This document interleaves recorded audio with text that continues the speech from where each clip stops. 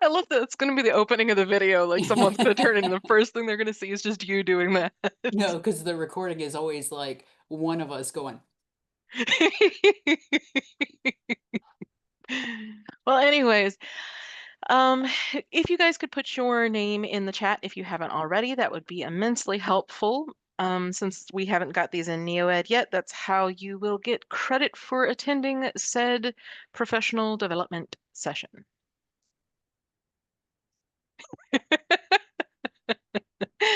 Yes, exactly like that. right here, right here. So the good news is that this one is probably the easiest and shortest out of all of the sessions in the M365 training series. So this will not take the whole hour. We're just going to talk for a little while and then you will be wise in the ways of Planner. So let's get started. I'm going to hope that somebody out there remembers how to find a Microsoft tool. Awesome. I shall give you a hint here. You're going to start at the same place that you start for all of our other demonstrations. Insider.blueridge.edu is kind of like your go-to, I don't know, but I need to go somewhere. And yes, that's exactly it with the waffle in the upper left-hand corner. Depending on what you've accessed, you may have a tiny list, you may have a long list, and what you're looking for may or may not be in here. If you do not see what you're looking for in today, that's Planner. Does anyone remember what to do next?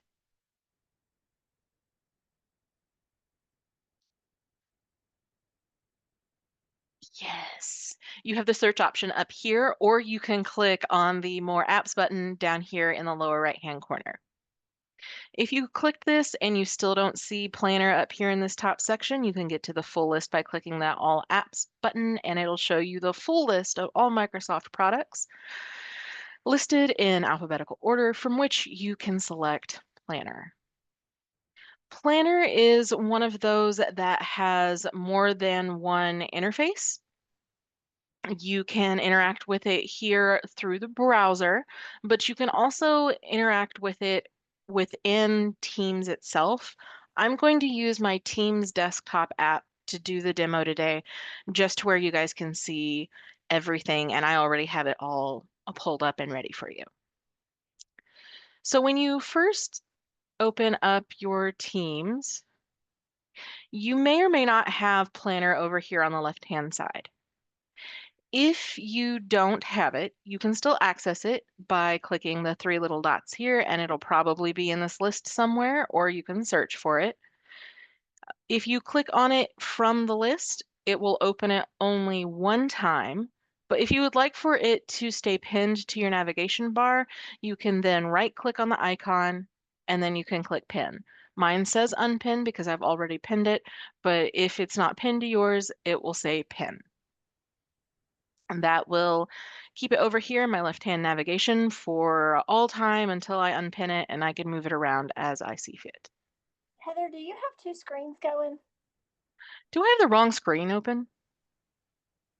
Oh, yep. Thank you for letting me know that. That would be real sad. Let's try this again.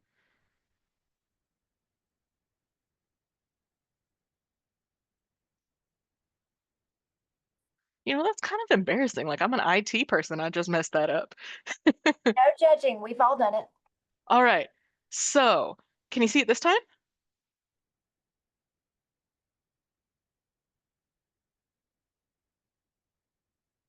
A nod? Okay, a nod. Cool. I saw a nod. I'm going to take that as a yes. Thank you very much. So just like recapping here, I'm talking about the left navigation here and then the three dots right here to add it in. And this is where you can drag it around as you would like. All right, when you first open up Planner, I think that it defaults to My Day. What this is this will show you stuff that you have pinned or told it that you want to work on today or already has a due date of today. For that reason, it is more limited than the other views within Planner, and most of the people that I work with prefer not to work with My Day. However, you might find that it becomes more beneficial as we move forward. If it works for you, use it by all means. Most people tend to prefer either the My Tasks or the My Plans. I'm going to start with My Plans, just to where you can see what that looks like when you've got a whole bunch of plans. Over here on the left-hand side, you can see a couple that are pinned. These are ones that I have pinned because they're important to me, and so I want to be able to access them without having to do extra clicks. However, when I click on My Plans, it'll show me the full list here, or at least, what it thinks is a full list. And I can click this Show More button if there are additional things that I'm looking for I'm not seeing featured here. You can then go ahead and you can add something to your pinned list over here by hovering over it and clicking the little pin icon. You do have a couple other options here in this ellipses. Feel free to Got use it them in if there, you would like. but we never did drop it. No, Drop she it. dropped it. Thanks, Amy. So let's talk about making a plan. To create a new plan, you can do so from down here in the lower left-hand corner. Like most other Microsoft products, you have the ability to select a pre-built template to start off of, and you can modify that to fit whatever you would like. However, you can also start with a blank one, which is what I'm going to click on just for this particular instance. You do have the See All button down here if you're interested in those templates. If you're creating this kind of like free floating plan that from the new plan button, you start by naming it and you can add it immediately to your pinned plans over here if you would like. And optionally, you can go ahead and share it with one of the teams to which you belong by clicking on this Add to a Group and picking the team that you would like here. You don't have to do it that way. If you leave this blank and you click the Create button, it'll generate a blank, in this case, a blank plan, and that will default to just you, but you can then share it individually using those same share features that we've seen in other products. Alternatively, you can create a plan that's tied specifically to an existing channel or team. To do that, you want to navigate to the channel that you want to attach it to. In this instance, I'm going to use the apps admin here. It's just one of my little test teams, and I'm just going to attach it to a general one. The reason that I'm selecting general is that you can only attach a planner to a public channel. These cannot be attached to private channels, which as a recap are indicated by the little lock icons. If it has a lock icon, it's a private channel. If it doesn't, it's a public channel. So to go ahead and add that planner, we're going to click on the plus button up here at the top, and then I'm going to select apps. And it may or may not be in this section up here at the top, just depending on what you've been working on recently. If it's not there, you click the See All button and you'll have a selection that you can choose from. Now, let's say that you did go into like the HG testing one here and you're like, I want to add a planner for this because, we all like forget. If you go in and you click the plus button, you'll notice that these icons, there are a lot fewer of them. The reason for that is it's just kind of helping you know, oh, wait, this is a private one. I can't do that in here. So if you don't see the planner icon, it can't be added to that channel. I'm going to click on planner here, and that'll open up this little like, hey, planner's great. Do you want to add it? At which point you say save. And it'll go ahead and create this like space for planner, and then you can start adding in as many plans as you need. You can do so by creating a new plan, or you can click this add existing plan, and that'll kind of like pull in something you've already created and attach it to this. Just to where you guys can see it, I've clicked the create new, and you'll see the interface is exactly the same as it was for a free floating one. Again, you can click the basic. This is where it does change just a little bit. You can go ahead and add in your name here. But you can see that the icons and stuff are a little bit different down here. And if I click on Apps Admin, I can click a million times, but it won't let me do anything. That's okay. It's Microsoft making sure that your planner stays attached to the channel that you indicated. It's just taking care of some back-end stuff for you, and all you have to do is fill in the name. Once you've done that, you can just click Create, and ta-da, you've got your very first planner for the general channel. Do you have any questions about creating planners?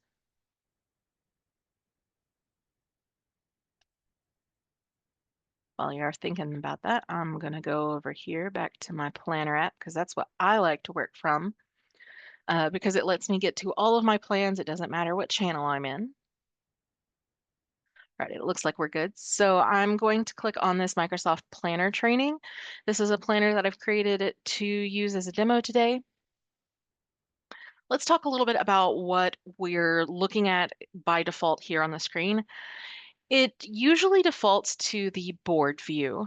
And what this is it organizes tasks by default into their buckets that they're assigned to, and I'll show you what that means here in just a second.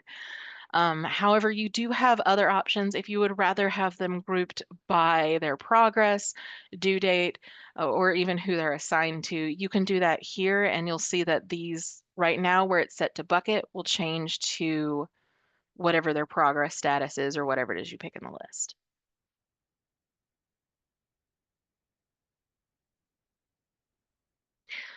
The easiest way to understand how the tasks work is to just dive in and like make a couple. So let's go ahead and start with one. I'm just going to pick this very first one here. You enter your task, whatever that is. If you would like, as everything is optional here, you can set a due date and then you can assign it to someone. The someone is usually, it'll default to like who has access to the plan. So you'll see here that like I can't submit it to one of the other help desk guys because they're not part of this particular planner. I can, however, select my boss, which brings me great joy, and I intend to do so. And you'll see by clicking that add task, it went ahead and it added it down here. I can see my task name, I can see the due date I selected, and I can see who it's assigned to. However, there's a lot more that you can specify if you would like in the options for each task. So to do so, just go ahead and click on the body of the task and it'll open up a pop-up for you that looks a little something like this. From here, if you would like, you can add a label.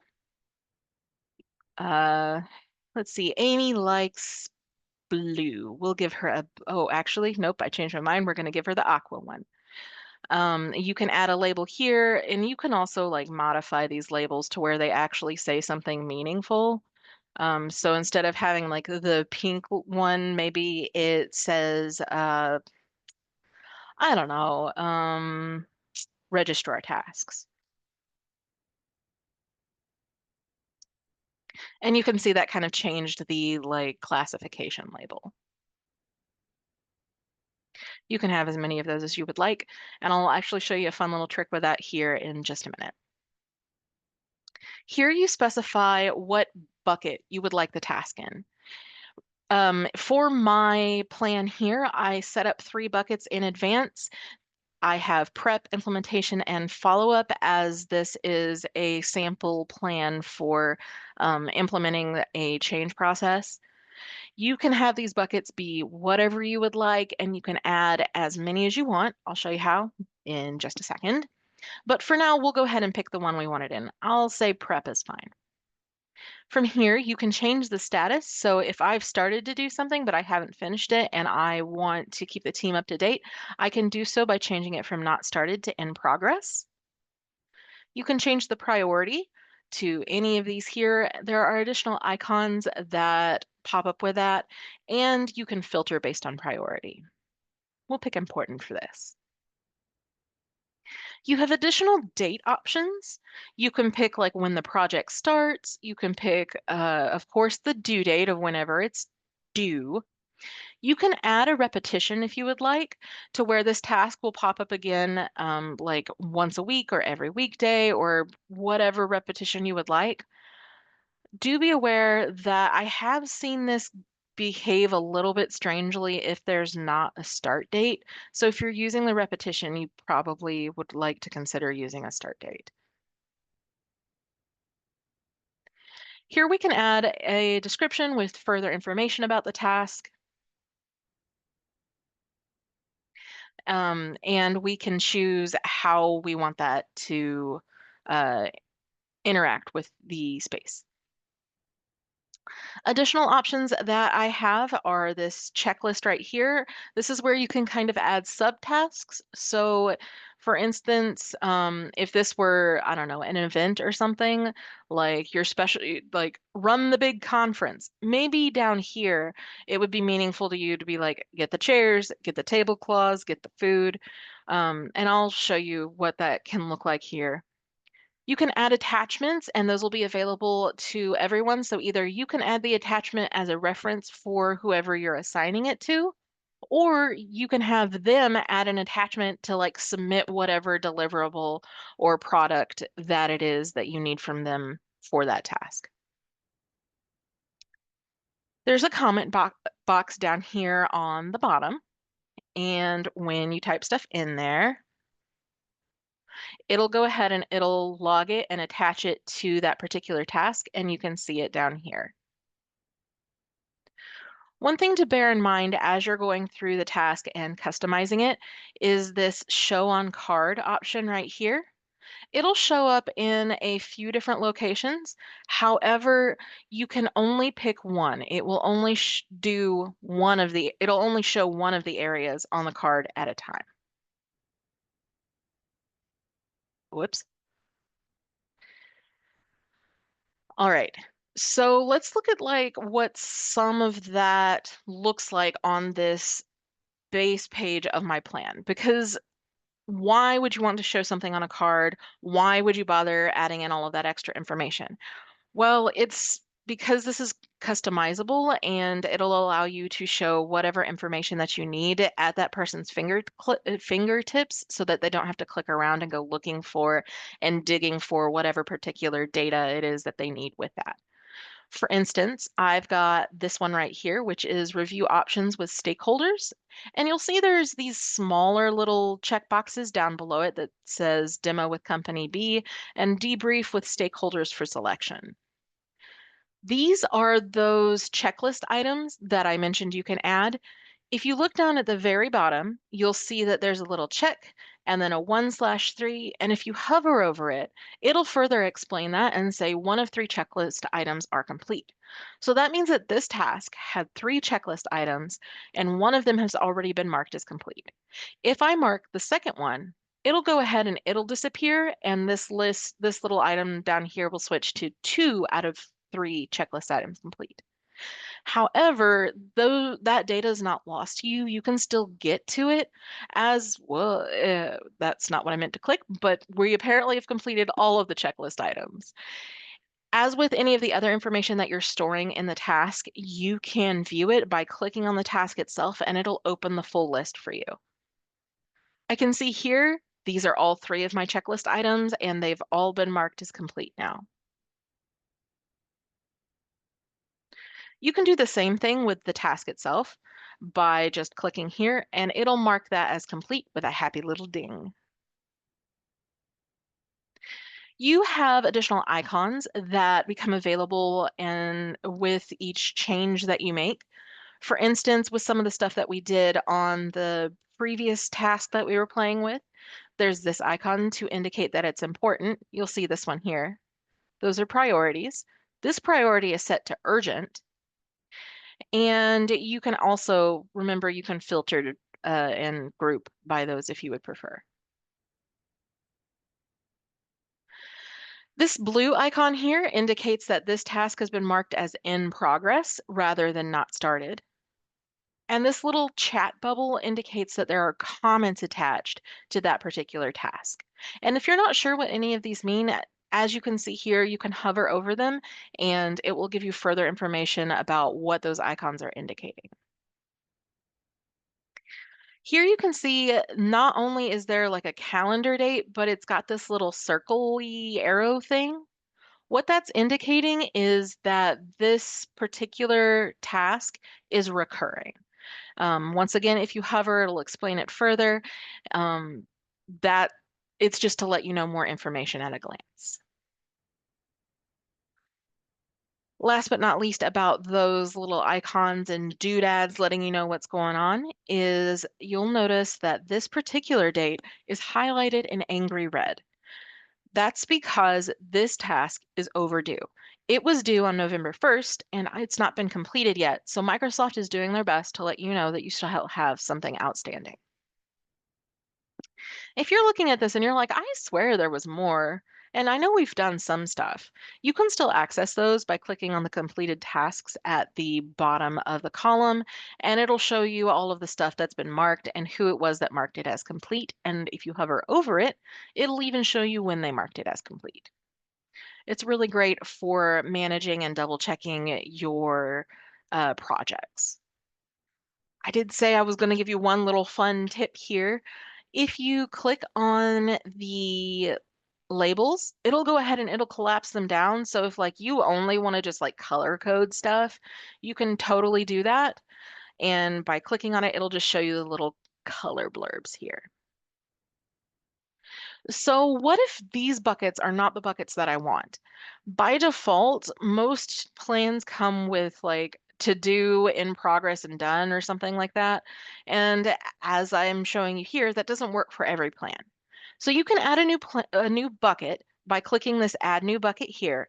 You may or may not be able to see it by default depending on your screen orientation. So if you can't see the add new bucket option, know that there'll be a tiny little scroll bar down here on the bottom. I hate scrolling to the side as much as anybody else, but unfortunately, that's the only way to get to this one, as this will always display furthest on the right. When we click Add New Bucket, we're just going to add a new bucket. Whatever you want to call it is fine. And you press Enter, and there you go, a brand new bucket. You can move that bucket around by clicking and dragging, or by using the ellipses here to move right or move left. And you can do the same thing with the tasks. You can click and drag them across the buckets. You can click and drag them to where they show in different orders within a bucket, and just move it to whatever makes sense for you. One little like caveat on that is sometimes it behaves a little bit weird and doesn't want to click and drag if you like click lower down on the card. So I highly recommend that you click and drag from the top of the card, just because that'll keep you from like accidentally marking something complete or like it just not realizing what you're trying to do. Additionally, you can change the assignments of any particular task by clicking the little people button, and it does the same interface that you saw earlier. You do have some other views available to you. Not only do you have the ability to change a group from like bucket to, for instance, maybe I only want to look by the progress of it, but you can actually swap this whole thing over to a grid layout. When working with a single plan, most people that I talk to usually prefer board, but know that this grid exists and it might be useful for your particular project. Feel free to use whatever it is that works for you. You can also select from schedule, which will show you tasks with like due date ranges. And there is this like charts thing that gives you an analysis breakdown of the current tasks in your plan. You'll see them listed over here on the right, and then the analytics are kind of in this automatically generated dashboard. Any questions about that part?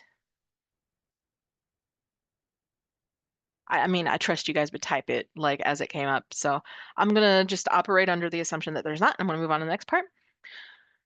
As you're working with Planner, you may see some integrations that have to do with Outlook. That is fine. Just know that if you see something pop up that's like, send an email for this, that might not work correctly until we have completed the Outlook migration next year.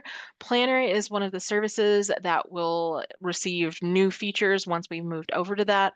But as a reminder, your calendar and your Outlook will not work until we've gone from using Gmail to Outlook. Another thing related to that Outlook that a couple people have asked me about is the Microsoft tool called To Do. If you go into the Waffle and you go to the More apps and you select To Do from that, it's going to kind of look like you're in Outlook with like a task list, and you're welcome to use that there. However, you can get to that exact same list with the exact same function by clicking on My Tasks here in the planner.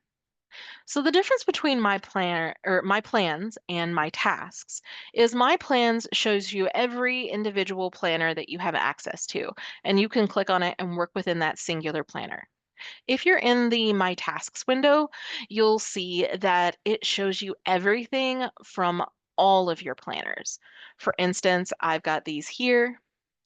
When I'm working in my tasks, I actually prefer to work in grid because it makes it a little bit easier for me to control what I'm looking for, and I know exactly where it came from. So the way that you would do that is by clicking on grid up here at the top, and then you have different options here as you click on uh, the little caret drop down. You can do sort by sending, sort by descending, you can hide this, whatever it is that helps you get to what you're looking for. Again, you still have those filter options. So maybe I want to look at all of my tasks, but I only want to see the tasks that I have not started. This is what that looks like for me. By clicking on progress and then doing not started, you'll see that my full list here dropped down to just ones that have this not started progress. However, you can also see that it breaks them out, and I can tell which plan they came from, and I can tell any of that other information that you might be looking for. You can click on this thingy here, or you can click on the task as its ellipses to open up the details and see the full view of the task. You're not limited to just the task name. You can still access it. You can make any changes you would like here, the same as you would through the plan. And you can go ahead and you can mark something complete here from just the same as you would in the planner side. Wow, this morning there must have been more conversation. Let's see. Oh, another fun little thing about Planner is that if you attended my Loop session, or if you use Loop already, you will know that there is a particular Loop component called a task list. If you use the task list loop component and you assign those tasks to individuals, those tasks will automatically integrate with their planner. So if Amy were to assign one for me, it would go ahead and it would pop up here and list the loop that it came from. I've actually got a couple. For instance, I have this one right here, which is a real use case of something I've done in the past.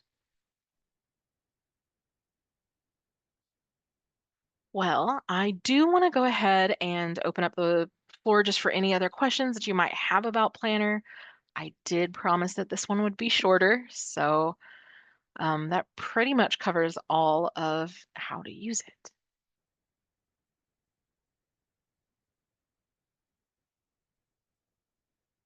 All right, well, I am the greatest teacher ever, and I guess that's that. In actuality. I will hang out for a minute or two, but thank you guys so much for coming today. If you leave and you're like, I can't remember any of this, my last little plug is just on the insider at the top of the page is the Learn M365. And this will show you all of the links that you need to be able to get to the Microsoft Learn page, which I highly recommend. It's maintained by Microsoft and they update it as they update their products. You can also see a link to the help desk articles maintained by your friendly IT department. And if all of that fails you, if Google's like, I don't know what you're talking about, remember you can always reach us at helpdesk@blueridge.edu. Yeah, sure. That's what we're here for. Ask away.